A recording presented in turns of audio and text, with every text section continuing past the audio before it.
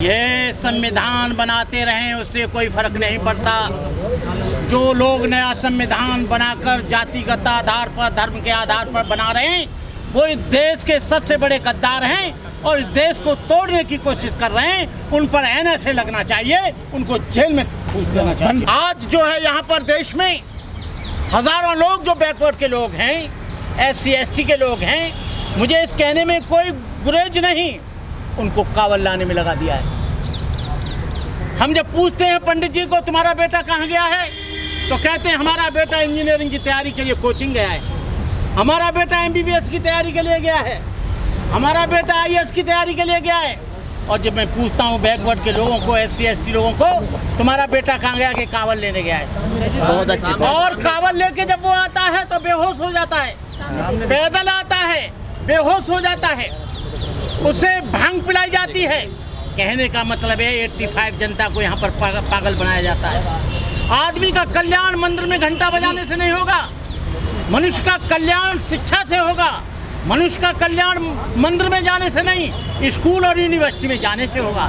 मंदिर में जाने से आदमी भिखारी बनेगा और कावल लाने से आदमी नशेड़ी बनेगा और अंधविश्वास होगा, वो कहीं भी लुढ़क जाएगा। कहने का मतलब ये है कि आज ये देश जो गुलाम है, उसका मेन कारण ये भी है कि यहाँ पर अंधविश्वास, पाखंड, आडंबर ढोंग है। वहाँ पर कावल लाता है लेकिन अपने बाप की सेवा नहीं करता है। उसमें आतंक की शिक्षा दी जाती है और जो सरस्वती मंदिर खुले हैं उसमें क्या भाईचारे की शिक्षा दी जाती है। RSS की जो शाखा सुबह लगती है उसमें क्या भाईचारे की शिक्षा दी जाती है। ये देश स्वतंत्र हुआ तो केवल मदरसाओं की वजह से हुआ। आप देख लीजिए, आप वहाँ पर इंडिया गेट पर सबसे ज़्यादा त्याग और बलिदान रहा है तो मुसलमानों का रहा है। नंबर 1 पर सबसे ज़्यादा शहादत दी है तो मुसलमानों ने दी है, ईसाइयों ने दिया है। और आज जो तिरंगा की बात करते हैं, आज घर घर तिरंगा की बात करते हैं, वो लोग बात करते हैं जिन्होंने 70 वर्ष में अपने हेड ऑफिस पर कभी भी तिरंगा नहीं फहराया और अभी भी तिरंगा लगा रहे हैं, तो तिरंगा के ऊपर भगवा लगा रहे हैं। अरे हमारा सबसे बड़ा जो गौरव है वो हमारा तिरंगा है, सबसे बड़ा गौरव है यहाँ का संविधान है। ये देश न गीता से चलेगा न रामायण से चलेगा, ये देश न किसी धर्म ज्ञान से चलेगा। यदि ये देश चलेगा तो केवल संविधान से चलेगा। अरे साला किसकी हिम्मत है मेरे ऊपर केस करने? कोई है नहीं मेरे ऊपर केस कर सके। सच बात बोला, हक बात बोला। सुनिए, कोर्ट केस से डरता नहीं बनते करुणाकर, जेल में जाने से। ये एक ऐसे समाज का बाबा साहब का बेटा है, बाबा साहब का पोता है, और बाबा साहब पोता ये सच बोलने पे जेल जाता है तो उसे भी मैं समझूंगा कि मैं रेल में। यहाँ पर तमाम धर्मों के लोग रहते हैं, लेकिन यहाँ पर कबीर आए, बुद्ध आए, महावीर स्वामी जैन आए, यहाँ पर मुस्लिम रहते हैं, सिख रहते हैं, पारसी रहते हैं, और सभी लोग सद्भावना की बात करते हैं। लेकिन 31 अक्टूबर 1984 को आपने सद्भावना देख ली होगी, सिखों के साथ जो कुछ हुआ, मुजफ्फरनगर में जो कुछ मुसलमानों के साथ हुआ वो आपने सद्भावना देख ली होगी। जितेंद्र मेघवाल के साथ तो इतना पहलवान आदमी, उसको तलवार से काट दिया, आपने सद्भावना देख ली होगी। इंद्रपाल मेघवाल के साथ जो 9 वर्ष का बच्चा था उसके साथ आप सद्भावना देख ली होगी। और सद्भावना की पूरी गारंटी, भ्रातृत्व भाव की गारंटी, धर्मनिरपेक्षता की गारंटी, हर एक आदमी अपने तरीके से अपनी अपनी पूजा, अपनी अपनी इबादत कर सकता है। लेकिन यहाँ पर लोग नहीं करने देते हैं। भारत जो है धर्मनिरपेक्ष देश है, लेकिन यहाँ पर क्या होता है कि एक ही धर्म की ज़्यादा उसको बढ़ावा दिया जाता है, एक ही धर्म के लोगों को आगे बढ़ाया जाता है, एक ही धर्म के लोगों को उनको पूजा पाठ करने की इजाज़त होती है। तमाम बिल आए, लेकिन भारत सरकार एक बिल नहीं ला सकी कि यहाँ पर जातिवाद, ऊंच नीच, छुआछूत, वर्ण व्यवस्था, जाति भेद खत्म होना चाहिए। आज आदमी को यहाँ जाति से पहचाना जाता है, आदमी के कर्म से नहीं। आज आदमी को जाति से पहचाना जाता है, उसके धर्म से नहीं। यहाँ जाति से पहचाना जाता है, उसके व्यवहार से नहीं। What is धर्म? To maintain purity of life is धर्म। There are 3 forms of purity: purity of mind, purity of speech, purity of body। धर्म क्या है? धर्म है आप अपने जीवन में कितने पाक हैं, कितने पवित्र हैं। धर्म है आप अपनी जहनियत के आधार पर कितना लोगों का कल्याण चाहते हैं। आपकी जहनियत कितनी पाक है, आपकी मानसिकता कितनी पाक है, आपका व्यवहार कितना पाक है। सद्भावना की जरूरत तो आज से नहीं है, जब से बुद्ध थे 2500 वर्ष पहले, कबीर थे 600 वर्ष पहले, गुरु नानक थे 600 वर्ष पहले, तब से भी सद्भावना की जरूरत थी। लेकिन आज सद्भावना के पैर डगमगा गए हैं। सद्भावना केवल विचारों में रह गई है, व्यवहार में नहीं रही है। सद्भावना मंचों तक रह गई है, व्यवहार में नहीं है। सद्भावना केवल सम्मेलन और यात्रा में रह गई है। सुनील दत्त ने भी निकाली थी सद्भावना यात्रा, लेकिन उसका प्रतिफल क्या हुआ? क्या देश में सद्भावना आई? हिंदू मुसलमान से लड़ रहा है, मुसलमान से कोई और लड़ रहा है, ब्राह्मण से छत्री लड़ रहा है, छत्री से शूद्र लड़ रहा है, शूद्र से नाई लड़ रहा है, नाई से धोबी लड़ रहा है, धोबी से धानुक लड़ रहा है, धानुक से काहल लड़ रहा है, काहल से लोहार लड़ रहा है, लोहार से जाट लड़ रहा है, जाट से यादव लड़ रहा है। ये कौन सी सद्भावना है? जब तक यहाँ पर जातिवाद रहेगा, मेरा अपना मानना है, चाहे कोई भी महापुरुष आ जाए, तब तक यहाँ सद्भावना आ नहीं सकती।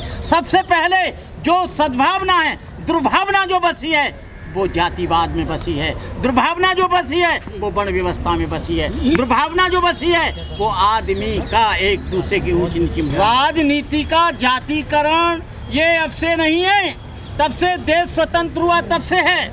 लेकिन वो लोग क्या करते हैं, 4 मुसलमान पकड़ लो, 4 दलित पकड़ लो, 4 जाटा पकड़ लो, 4 यादव पकड़ लो, 4 ठाकुर पकड़ लो, और उनको वहाँ पर मैं देखता हूँ कि यहाँ पर कई मुसलमान बीजेपी में हैं, लेकिन जब मुसलमान पर जुल्म होता है तो एक मुसलमान नहीं बोलता है। यहाँ पर 130 लोग दलित लोग हैं जो रिजर्व सीट से आते हैं। जब दलित के साथ जुल्म होता है, एक भी इस पार्लियामेंट में बैठे हैं, एक भी नहीं बोलता है। क्यों? कि वो पार्टी के गुलाम हैं, उसके एजेंडा के गुलाम हैं। उनका अपना कोई भी मानसिक सोच नहीं है, उनकी अपनी कोई मानसिक सोच नहीं। अरे भाई, कितनी तरक्की हो गई। जो 400 का सिलेंडर था वो 1100 का हो गया, जो 40 रुपया पेट्रोल थी वो जो है 105 हो गई। और जो पहले कभी देश पे जब तरक्की होती है किसी घर की या किसी मकान की, तो अपने कोई जेवर नहीं बेचता है। तरक्की का मतलब है जेवर खरीदता है।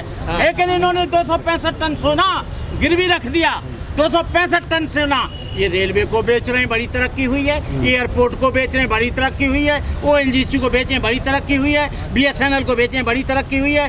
LIC को बेच रहे हैं, बड़ी तरक्की हुई है। तमाम सरकारी संस्थानों को बेचे जा रहे हैं, बड़ी तरक्की हुई है। लेकिन एक नियम एक नया और आ गया है, नई शिक्षा नीति।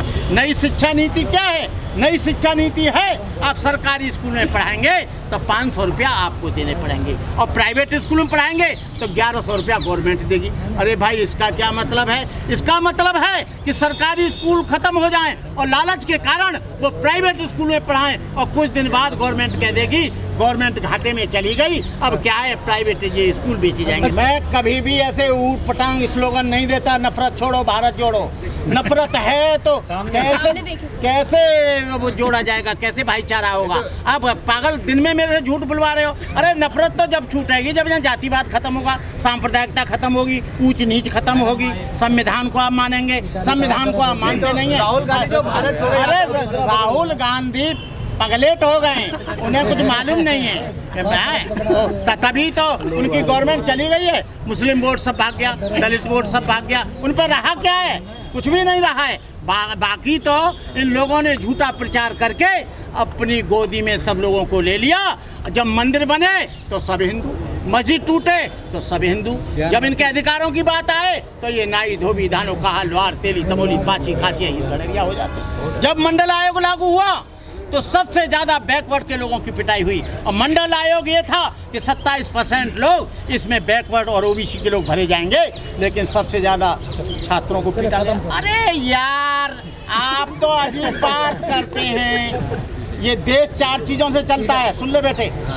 मैंने सिविक्स पढ़ा है, मैंने साइकोलॉजी पढ़ी है, मैंने सोशलॉजी पढ़ी है, केमिस्ट्री नहीं पढ़ी है, केमिस्ट्री इंटर तक पढ़ी है। काय को झूठ बोल रही है? और कहने का मतलब ये है, ये देश 4 चीज़ों से चलता है, न्यायपालिका, कार्यपालिका, विधायिका और आप प्रेस मीडिया। मीडिया उनका है, उनके बाप का है, वो तुम्हारी बात देगा नहीं। कार्यपालिका उनकी है, सब आरएसएस के लोग बिठा दिए हैं। विधायिका उनकी है, सब उसमें आरएसएस के लोग बैठे हैं। न्यायपालिका उनकी है, तो भैया उल्टा सीधा कुछ भी जवाब दे दो। मस्जिद को ये मंदिर कर दे, मंदिर को कुछ और बना दे।